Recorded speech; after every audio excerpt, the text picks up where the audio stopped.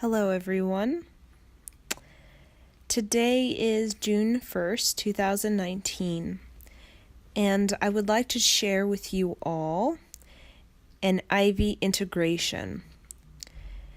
This IV integration is reinstating the inner child's haven. So, before judgment, you can say from 0 to 5 years old, we are most absorbent than we are in our entire lives. So what that means is we are little sponges, as we know, and we take in everything that we see, that we are sensing intuitively, psychically, from the environment, from the ecosystem, from our geographic region, from the collective consciousness of the planet. And as we continue to develop ourselves from 5 to 10, we begin to create confinements within us, I will say. And those confinements are like little boxes, okay? And they are judgments, okay? Those little boxes inside of our 10-year-old self that becomes even thicker boxes, even stronger judgments as we become 15, we become 20, 25, and then we start to get set, where these boxes are unmovable, unchangeable, and they are very fixed. They're very set in that position. But from 0 to 5, our learning mind is most limber and most flexible. That's why we're sponges. If you look like a sponge, in the ocean, they're pretty changeable. Okay, there's movement. There's a lot of mobility to those sponges. But when we begin to create these boxes, it's hard for that sponge energy to move through us. It moves through the edges and the corners of the boxes, okay? But it can't necessarily penetrate through the boxes because those boundaries from judgment creates a disconnect between the learner's mind and the fixed mind, okay? And children, the reason they do not have from 0 to 5 any sort of sexism, racism, any sort of religious discrimination or cultural discrimination or any sense of competitive nature is because they are the sponge. They have no sense of boxes quite yet until they, start to create those structures from 5 to 10 years old and then so on to 15 and even, solidify it at 20 years old. But they are the learner's mind. And with that learner's mind, they create a haven for themselves.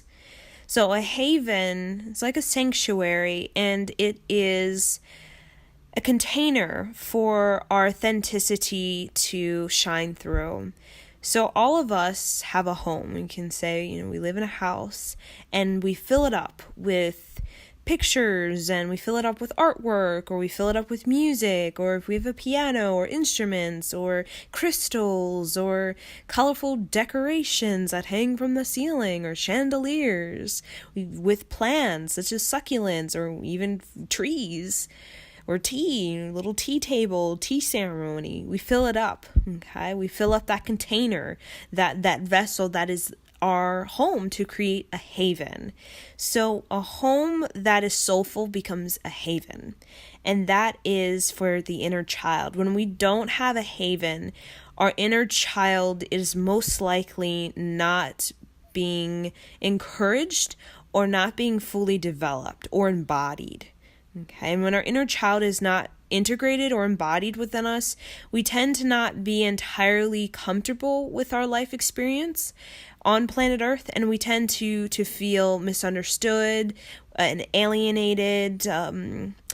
We feel the emptiness, the emptiness of our lives, because that haven is being in awe. That's why we decorate our house with crystals or with pictures of masters or ascended beings or chandeliers that are opal or have succulents or plants or a piano or the instruments, is because we're in awe when we look at these things. It brings magic and it brings a majesty or a majestic majesty to our lives. So it transforms the home into a haven. Okay, haven is soulfulness brought into the home, and that home becomes like a sanctuary, a vessel for our soul to shine through. Okay, so as an adult, we're working towards creating that haven. Okay, as children, it's given to us naturally that haven through our learner's mind. We're constantly receiving exploration and receiving wonder and excitement, and we're in awe with everything. But that becomes we call nature. We're in awe of nature. But as we grow into an adult, that awe becomes working on bringing the spiritual and bringing material together. So as children, we're very much spiritual, okay?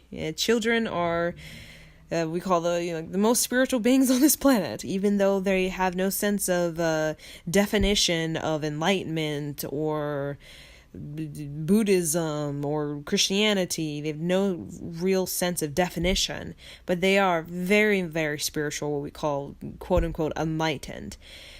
But as adult, our integration is to bring that spiritual, majestic majesty of the inner child and bring it into the material.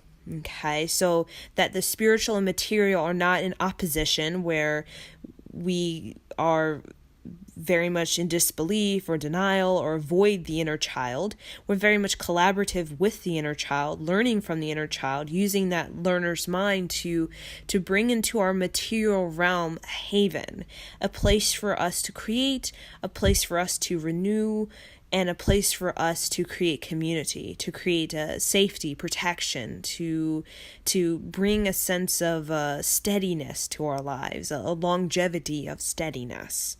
Okay, so in this Ivy integration, Instating the inner child's haven, I'm going to share 4 paths to awakening the inner child. So, the 4 paths to awakening the inner child are upleveling judgment, realigning childhood to balance, routine of nature, and lightening the load. So, thank you for joining me.